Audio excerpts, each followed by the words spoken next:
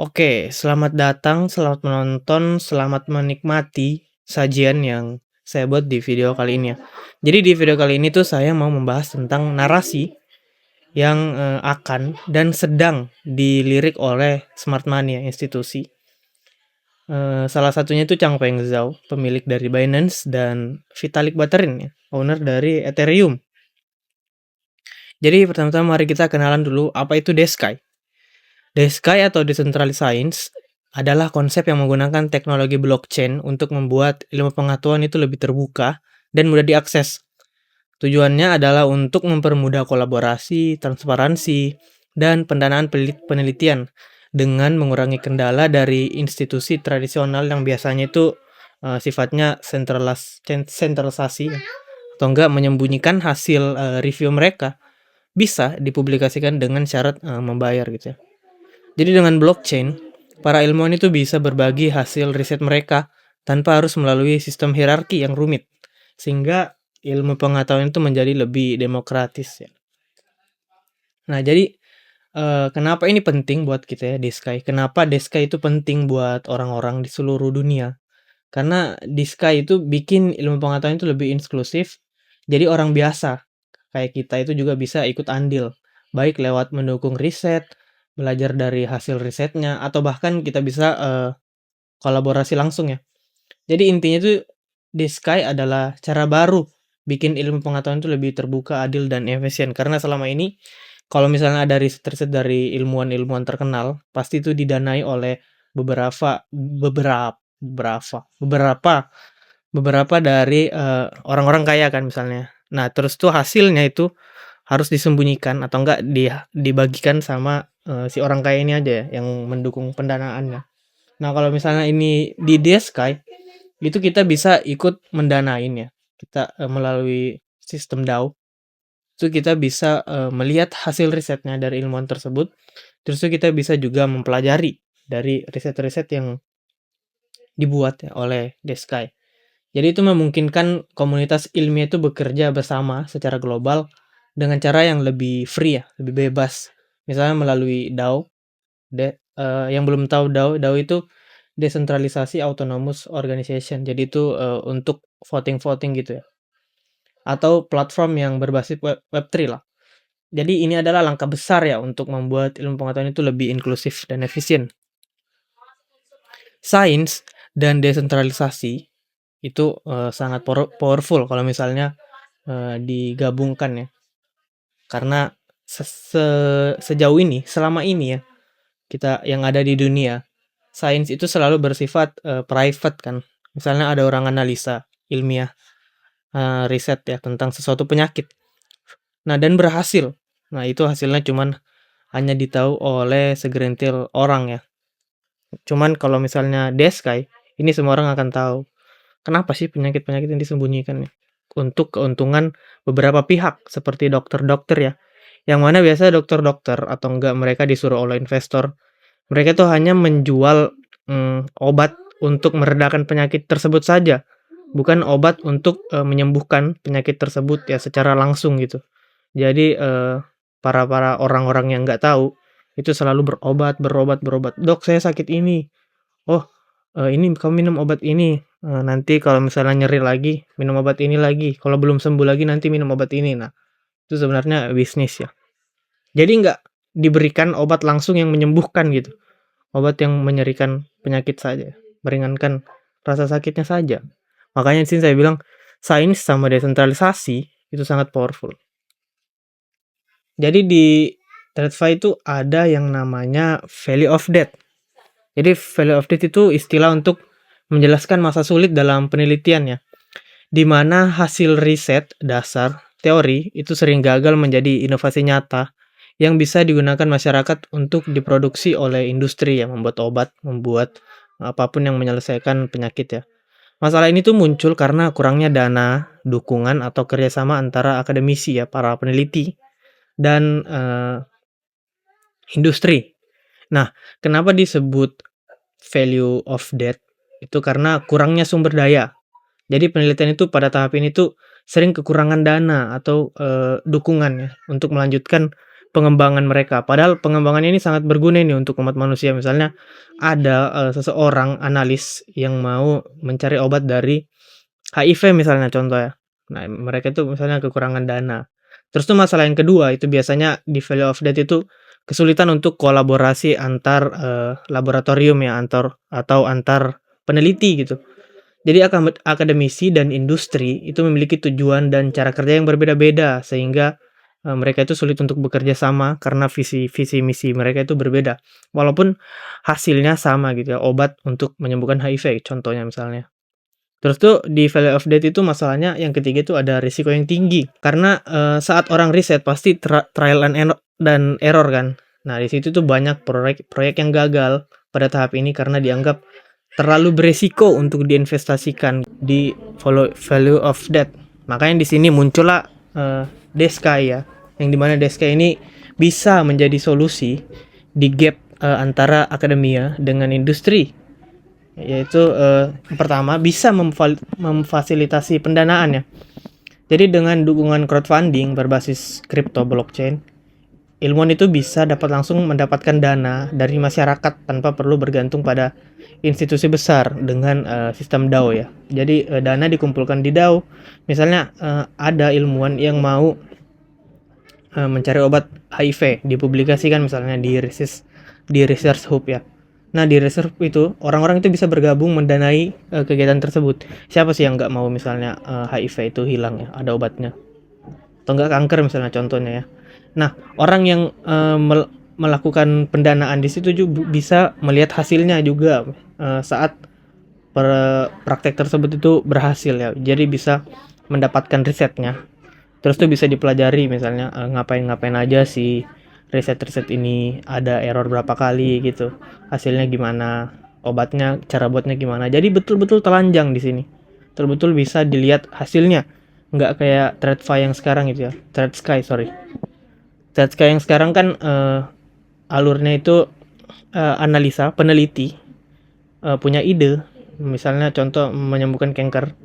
Terus tuh dia cari pendanaannya dari investor tentunya orang kaya ya. Terus tuh dia berhasil. Nah, hasilnya itu cuma bisa dilihat oleh orang kaya yang mendanai, yang dimana hasil tersebut bisa dijadikan bisnis lagi oleh orang kaya tersebut ya. Jadi solusi di sini adalah DeSky, menggunakan teknologi blockchain untuk membantu pendanaan misalnya lewat donasi. Terus tuh membuka akses hasil riset ya agar bisa dilihat oleh siapa saja tentunya, desentralisasi. Terus tuh bisa mempermudah juga kolaborasi antara peneliti dan industri ya. Nah, terus tuh di sini ada open science. Jadi open science itu gerakan yang bertujuan untuk meningkatkan akses ke data penelitian agar lebih terbuka untuk semua orang. Namun beberapa penerbit ilmiah justru menerapkan model bisnis berbayar seperti biaya publikasi yang mahal. Contoh ada proyek Nature hingga 11.000 per publikasi. Hal ini tuh $11.000 ya. Hal ini tuh menciptakan kekuatan yang terlalu terpusat, sentralisasi ya pada penerbit besar. Nah, di sini hadirlah teknologi blockchain dengan sifat yang transparan dan terdesentralisasi, menawarkan solusi untuk masalah gerakan open science ini ya. DeSky, Decentralized Science, itu dapat membuat proses penelitian lebih transparan, adil, dan terdesentralisasi sehingga mengatasi penyakit-penyakit TradSky yang ada sekarang ya, keterbatasan sistem ilmu pengetahuan dari tradisional sains. Jadi dengan sistem ini tuh berbagai bentuk kontribusi ilmiah itu bisa dihargai ya, bahkan dari ide-ide yang berbeda atau bertentangan dengan pandangan umum. Banyak terobosan besar di dunia sains itu justru datang dari pemikiran yang tidak mengikuti arus gitu. Maksudnya tidak FOMO gitu, kayak pemikiran dari peneliti itu misalnya kontrarian ya, nggak terpikir oleh orang-orang pada umumnya, seperti Albert Einstein yang orang-orang nggak pikir misalnya tentang waktu adalah mutlak, padahal waktu itu adalah nggak mutlak ya. Jadi banyak terobosan besar di dunia sains itu justru datang dari pemikiran yang tidak mengikuti FOMO gitu, kontrarian ya. Tujuannya adalah membuka cara baru untuk melihat dan memahami tentang POV dari ilmu pengetahuan. Nah, contohnya di sini ada salah satu platform ya, namanya Research Hub. Jadi dia itu menyediain ini kayak kalau kita misalnya ambil ke Indonesia itu kayak Shopee dia ya. Jadi dia tuh menyediain kalau di Research Hub ini ya, menyediain wadah untuk para peneliti dan para investor ya. Bahkan kita ini bisa jadi investor. Jadi mereka menulis penelitian mereka di sini tentang tujuan mereka, tujuan penelitiannya, ngapain gitu ya. Terus tuh kita bisa lihat di sini ada sektornya ya. Di sini penelitiannya di artificial intelligence, di sini genetik dan di sini space science ya. Luar angkasa di sini. Nah, kita bisa berkontribusi melalui koin dari Research Hub di sini ya. Misalnya kita mau mendanai, membantu gitu juga. Apa keuntungan bagi kita ya? Kita bisa mempercepat misalnya penelitian yang dilakukan ini, terus kita dapat riset yang lebih eksklusif ya hasilnya. Misalnya ada rumus tertentu ya kita tahu gitu. Bisa melalui koin RSC ya di sini kalau kita mau membantu pendanaannya. Nah, ini salah satu contoh proyeknya seperti dari Research Hub ya yang menyediakan proyek dan ide tentang sains yang mana bisa kita berkontribusi di sana, di dalam sana ya. Di sini kita lihat 10 RSC ya. Itu bahkan di sini $10 nih kalau kita mau berkontribusi di sini. Jadi di sini tuh ada ini saya tadi ambil gambar. Dia ada penelitiannya. Penelitiannya itu tentang kendaraan yang dapat merevolusi transportasi sehingga sekaligus tantangan dalam memastikan keselamatan dan penerimaan publik. Jadi meskipun kendaraan otonom itu menawarkan banyak manfaat ya, diperlukan langkah-langkah untuk mengatasi tantangan tersebut agar teknologi itu bisa diterima dan diimplementasikan dengan aman. Jadi di sini potensi di sini ya. Saya lihat ini tadi. Saya buka bahkan ada PDF-nya di sini. Kayak penjelasan dia mau ngapain aja ya. Kayak white paper ya. Ini kalau misalnya kita lihat di koin-koin ya. Jadi potensi revolusi dari transportasi di sini itu kita tahu ya sampai sekarang itu efisiensi ya, bisa cepat kita misalnya dari kota A ke kota B. Kalau kita jalan kaki zaman dulu itu memerlukan waktu 1 hari. Nah, dengan adanya kendaraan di sini tuh efisiensi kita bisa bahkan 2 jam doang ya. Terus tuh keselamatannya juga, aksesibilitas, terus tuh lingkungannya contohnya itu dapat mengurangi emisi karbon dengan sistem energi yang lebih efisien dan berbagi kendaraan ya. Care sharing. Di sini contoh dia tentang kendaraan dan efisiensi dan kesehatan dari lingkungan. Nah, kalau misalnya kita mau berkontribusi dari penelitian yang dilakukan ini, kita bisa melakukan pendanaan minimal $10,97 di sini, atau enggak 10 RSC ya, 10 RSC koin dari Research Hub yang ini, karena dia ada di platform Research Hub. Jadi ini adalah kalau di Shopee itu ini adalah toko ya, penjual. Terus tuh ini adalah produknya. Apa produknya? Terus tuh kalau kita mau beli ya kita tinggal di sini ya. Terus tuh apa yang kita dapat ya? Kita dapat akses eksklusif. Sebenarnya bisa diakses semua hasilnya. Cuman lebih eksklusif kalau kita pendanaan. Kita dapat misalnya mereka gagal berapa kali, mereka berhasil berapa kali, mereka di day 1 itu ngapain, di day 2 sampai day berapa selesai itu mereka ngapa-ngapain aja, ada rumus apa aja ya. Jadi lebih eksklusif gitu. Nah, untuk D-Sky ini baru kemarin ya. Sekarang ini tanggal 9 ya. Hari Kamis 9 Januari. Itu pas pada tanggal 8 bulan 1 2025 itu Changpeng Zhou itu nge-tweet ya tentang D-Sky can help raise fund for scientific research lab ya. Di sini juga kita lihat bahwa Changpeng Zhou itu sangat mendukung. Dia beberapa kali nge-tweet tentang D-Sky ini ya, narasi D-Sky. Bukan narasi D-Sky sebenarnya, lebih ke project-project yang mendukung kesehatan tentang dunia ya, care tentang manusia yang ada di dunia. Kita lihat di sini beberapa penemuannya oleh orang-orang penting di sini. Nah, di sini ada Vitalik, kita lihat kalau bisa kita lihat Vitalik ya, kita kenal ya. Ya, pemilik Ethereum. Terus ada Changpeng Zhou yang melakukan selfie di sini. Di sini banyaknya orang-orang terkenal lainnya ya. Nah, kalau kita lihat data-data analisa by beberapa platform ya tentang narasi Deskai di kripto, itu bahwa top 10 Deskai project by market cap di Desember 2024 itu bintang baru yang meledak di Q4 2024. Maksudnya di sini decentralized science itu sebenarnya sudah lama ya, dari 2018. Cuman di sini dia meledak baru di Q4 ya, 2024 di Desember, sorry. Jadi di sini Oregon Trail projectnya di sini yang menjadi the winner ya. Truck di sini nama koinnya. Bisa lihat ya. Terus tuh kalau bisa kita lihat di sini juga data-data dari ekosistem dari ekosistem map ya dari Deskai di Desember 2024. Yang mana kita lihat di sini ekosistemnya lumayan besar ya. Ada di sektor funding, ekosistem publishing, infrastruktur dan service, community review device, research, data dan memes. Di sini mungkin lebih fokus ke research dan memesnya ya. Yang mana kita lihat di sini kita simpulkan ya bahwa DSK itu bukan sekedar koin yang bisa ditradingkan. Kalau kita sebagai trader ya, kita kan di sini rata-rata trader di crypto market. Tetapi DSK ini adalah narasi yang sangat berguna dan kegunaannya itu sedang digunakan dan akan lebih digunakan lagi lebih besar lagi untuk kedepannya. Karena di sini tuh utility-nya sangat berguna untuk kepentingan manusia ya. Seperti ada penyakit-penyakit baru, itu kita bisa bekerja sama di Deskai ini untuk menyelesaikan menuntaskan penyakit tersebut yang membuat vaksinnya misalnya, contoh ya, membuat obatnya di sini. Jadi research di sini dan memes yang lebih diperhatikan sebagai trader crypto kita sini ya, untuk bisa invest atau bahkan ya trading di alts yang ada di sini.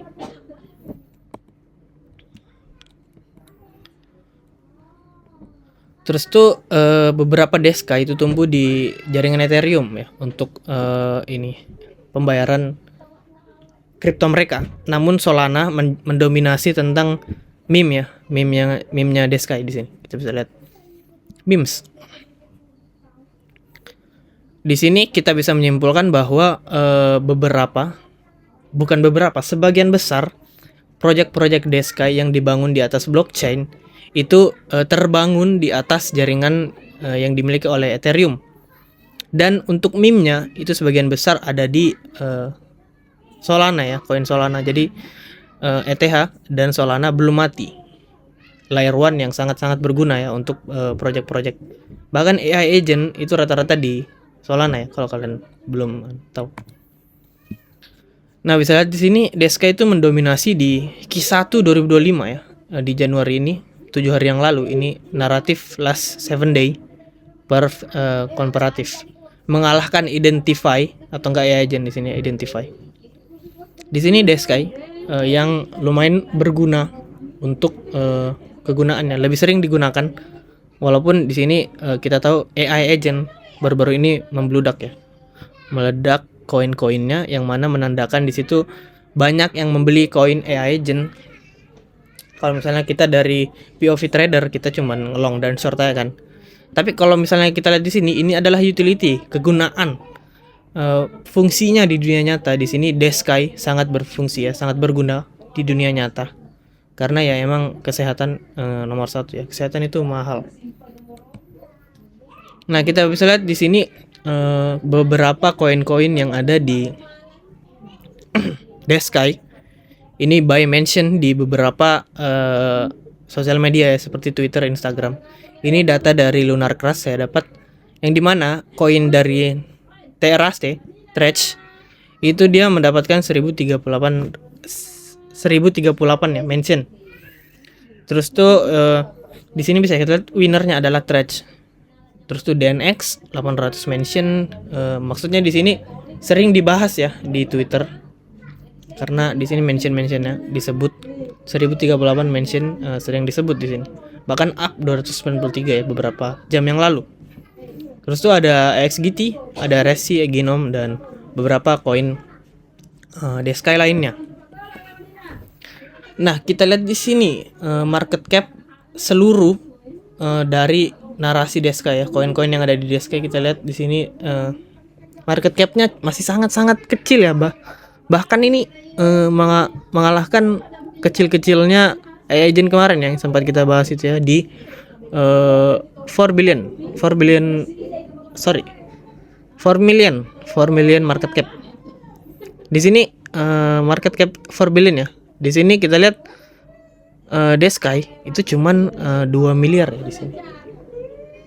Cuman 2 miliar ke total seluruh uang yang ada di narasi ini. Baik itu di koin Bio, Research Coin maupun ini INX. Di sini kita lihat winner by market cap itu dipegang oleh Bio Protocol ya, menjadi trending ini. Terus tuh yang kedua market cap terbesar terdua itu uang terbanyak kedua ada di Research Coin dan ketiga ada di INX. Di sini sangat masih kecil ya. Jadi kita sangat kalau misalnya kita masuk early itu mungkin akan memperoleh gain yang lumayan besar ya. Sebagai kalau kita ambil POV dari trader atau enggak investor ya di koin-koin yang sering kita main ini di checks. Nah, sebelumnya saya mau memberitahu ya, semua hal setelah slide ini adalah analisa pribadi dan bukan paksaan untuk menjual atau membeli ya. Jadi saya mau research beberapa koin-koin yang ada potensi naik untuk bulan ini ya, beberapa minggu ke depan ya bahkan. Yang pertama itu ada RSC. Di sini yang sebelumnya kita pernah bahas ya tadi.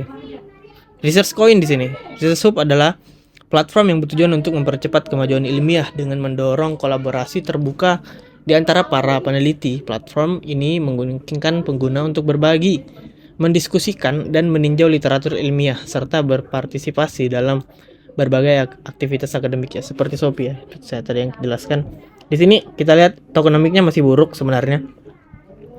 Kalau dari market cap-nya itu cuman 124 million ya dolar. Sangat kecil di sini. Kalau kita lihat maksimal supply-nya itu ada. Total supply itu 1 miliar di sini. Terus tuh tokennya itu terdistribusi ke market itu masih 10% ya. Kita tahu ini kan koin-koin pasti RSC ini, koin RSC ini akan digunakan di ekosistemnya ya. Pasti ada beberapa koin dari mereka yang akan di vesting atau enggak di lock untuk kegunaan dari membangkitkan ekosistem yang ada di RSC ya. Jadi di sini tokenomiknya masih bad ya saya bilang. Cuman untuk beberapa bulan ini, beberapa minggu ini itu masih worth it kita investasi di sini ya. Spot. Terus tuh ada YNE ya. Ini meme sebenarnya, ini meme di Solana. YNE itu yes and error ya. Yes no error, sorry. Yes no error adalah agent AI otonom yang menggunakan model OpenAI 01 ya, O1 untuk menganalisis makalah ilmiah. Jadi ini adalah AI agent sebenarnya. Khususnya mencari kesalahan matematis dan ketidaksesuaian dalam penelitian. Di sini saya nggak akan membahas tentang AI agent ya. Soalnya kita udah bahas di video sebelumnya, pembahasan sebelumnya. Kalau kita lihat dari tokenomik di sini, dari market cap-nya itu sangat kecil masih ya. 47 juta di sini, 47 miliar, sangat kecil. Namun untuk meme ini juga sebenarnya sangat kecil ya. Kalau kita lihat dari utilitasnya itu sangat berguna di sini ya. Terus tuh circulating supply-nya bagus di sini, sangat bagus malah karena sudah 100% terdistribusi di market ya. Jadi nggak ada lagi vestingan, nggak ada lagi cliff unlock ya. Memang rata-rata koin di Solana seperti itu. Nggak ada drama ya dari tokenomiknya. Terus tuh ada OPM ya, organisasi Papua Militer, enggak kayak gitu ya. OPM Mantis di sini ya. Kalau kita lihat sangat kecil di sini market cap-nya, baru tumbuh. Ini koin baru. Itu 2 juta doang nih. Jadi OPM Mantis adalah platform yang bertujuan untuk mendemonstrasikan teknologi kecerdasannya AI dengan menyediakan alat dan sumber daya yang memudahkan pengguna, termasuk yang tanpa latar belakang teknis, untuk menguji, menyesuaikan, dan melatih model AI di sini. Lebih ke arah seperti Yasnaya Error tadi ya, AI yang dicampur dengan Desky. Tokenomiknya, di sini tokenomiknya bagus, 70% terdistribusi di market, yang mana maksimal itu 100 juta ya. Di sini unlimited pun, mirip seperti Bitcoin ya tipenya. Dia itu nggak seperti Ethereum ya. 3 koin ini mirip seperti Bitcoin. Ada batas maksimal supply-nya Terus tuh yang terdistribusi di market itu 71% yang karena di sini 71 juta doang. Terus tuh yang kedua ada Muhdo Hyup atau enggak tikernya itu DNA ya. Jadi ini koin sangat baru ya, baru muncul bahkan bukan baru muncul ya, udah lama sebenarnya di DEX. Cuman dia baru masuk ke ranah CoinGecko ya. Di sini saya pantau dan ada potensi di sini. Jadi Muhdo Hyup itu adalah platform kesehatan yang memanfaatkan teknologi AI dan analis DNA untuk memberikan rekomendasi kesehatan yang dipersonalisasi dengan mengintegrasikan teknologi Web3 ya. Muhdo Hyup itu memastikan transparansi data dan memberikan penghargaan kepada pengguna yang berpartisipasi dalam ekosistemnya. Jadi lebih ke kalau di kripto itu data-data ya, kayak si koin ada namanya CoinFill kalau kalian tahu, itu adalah the winner dari tentang data yang ada di kripto. Cuman di Deska ini, di narasi Deska ini, data-data itu mungkin orang-orang kalau misalnya mau nyusun-nyusun data ya, pengiriman data, transparansi data, itu mungkin akan ingat koin ini DNA. Karena utility-nya ada pada transparansi data dan memberikan penghargaan ya malah ke orang-orang. Market cap-nya di sini CoinGecko belum dapat ya. Cuman di DEX Screener itu kalau nggak salah 20 juta dolar ya. Terakhir saya lihat. Terus tuh di sini tokenomics-nya keren juga ya. Ada tokenomics-nya di sini 8 miliar. Circulating supply-nya belum kita ketahui di sini ya. Cuman ini worth to bet.